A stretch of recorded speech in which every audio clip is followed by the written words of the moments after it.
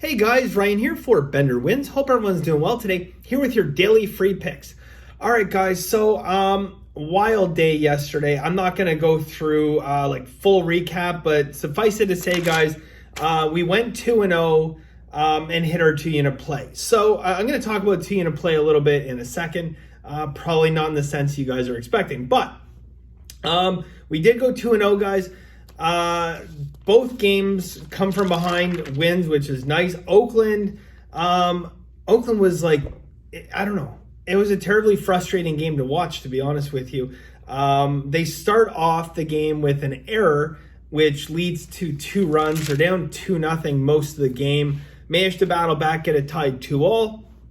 Then they proceed to go down 3-2. So now they're down 3-2, and wind is out of the sails, but they did manage a beautiful 3-run home run. I didn't get to see it because my TV signal went out when that was going on. Maybe that's the key.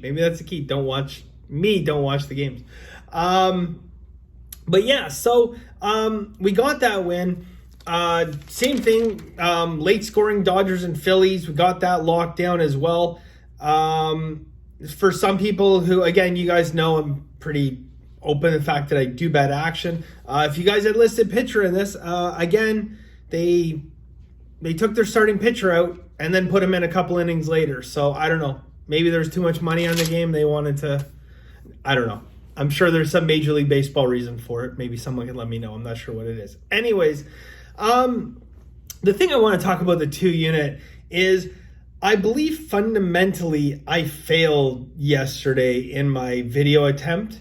My whole premise of yesterday's video, guys, was to explain the mathematical probability and how that relates to gambler's fallacy. Okay, so that was my game plan. That's what I set out to do. So I explained the math behind taking, and this is not just my picks, guys. It's just math in general. Okay, so if you take an event that will occur 60% of the time, okay, I kind of walked you guys through the very simple math to get to that probability, right? And I said the math equation, and that brings you to 6.4%. Okay, so the easiest way, guys, if you want to figure it out, okay, again, you would take 1 minus your probability. So in this case, 60% or 0.6 to the power of 3. Now, what's another way to do that? Okay, another way to do that is take the other side of your probability, which is 0.4, and just multiply it by itself 3 times, right? 0.4 times 0.4 is what? 0.16, right? Or 16%. There would be a 16% chance of 2 things that are 0.4 both occurring back to back. And you times that by 0.4 once again, and that brings you to 0.064. And at 0.064, that's a 6.4% chance that those 3 events would lose. Flip that around.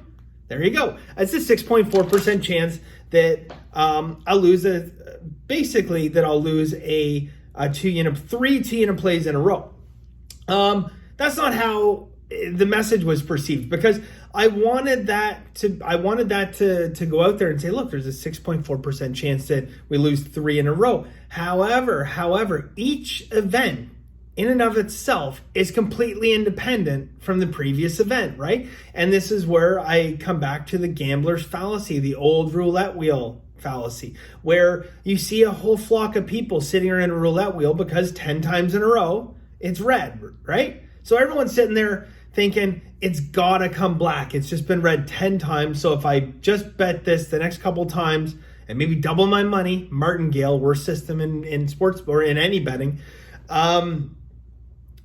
that I'm going to win my money if I do that. It's a gambler's fallacy because each and every single event occurs in and of itself. So although I expected a much larger win percentage than 60% yesterday, given the fact that we were laying some juice on the game, it still brings me back to our chances of winning yesterday on day 3 were not 94%, okay? They were whatever yesterday's odds were, guys, and it's a gambler's fallacy, okay? If you set out from the beginning, if you knew I was going to give out 3 plays back to back to back, then that would be, reason to believe that in the long term I will only lose 3 of in a row about 6% of the time, 6.4%.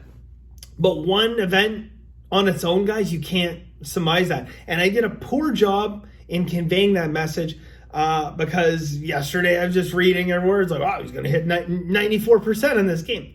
No. So I apologize for that, guys. That's not the message I was trying to drive home. But live and learn, I guess. So anyways, guys, glad we hit that. I have 2 plays for you guys today. In Masterclass, guys, I have 5 additional baseball plays. I have another CFL play. So we started our CFL season perfect. Hopefully we can keep our perfect record going. And then I have our first NFL play of the year, guys. First NFL play that I have today. So without further ado, guys, let's get rocking and rolling here. So a couple plays, guys. One of them is pretty big favorite. Okay, so general rule of thumb, guys, if you do not want to bet these big favorites, I know some people have these rules. I will never bet over this amount in terms of odds. I will never lay minus over 150. I will never lay over minus 200. These are rules that people have.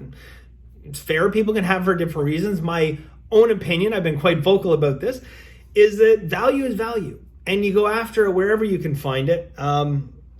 So yeah, at the end of the day, that's what I'm going to go ahead and do here.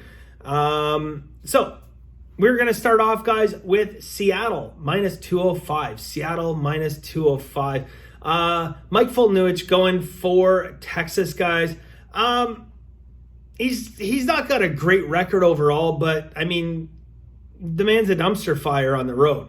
1-6 with a 7.56 ERA. He's got an opponent batting average of 294. 294. I mean, if it's hard to stay in the major leagues when you're giving up 300 batting average. Texas, in and of themselves, guys, not a road team. Okay, they're 14-44, and to be honest, guys, I think some of those wins, they could have definitely not been wins as well. So I like Seattle today, guys. We had Seattle yesterday, so look for Seattle back-to-back here. Seattle minus 205. Next, guys, we are going back to Oakland, but we're not going to be on the A's this time, guys. We're going to go with Oakland and Cleveland under 9.5. We have three system indicators, guys. We got some steam, nice weather and atmospheric conditions. So today's weather would suggest versus normal conditions at the ballpark, about 12% less home runs and about 6% less RBIs. The reason of the discrepancy there, guys, is not necessarily attributed to hits. It is attributed more to these conditions offering slightly more walks. But if these pitchers can control and not walk, guys, then you'll see that RBI number increase as well. So this does come down to hoping that our pitchers have a good outing here and keep men off the base via the walk. So Oakland, Cleveland under 9.5, and we have Seattle minus 205. Again, guys, 5 additional baseball plays in Masterclass. I have a CFL play trying to keep our undefeated season going, and an NFL pick trying to start an undefeated season with our first play.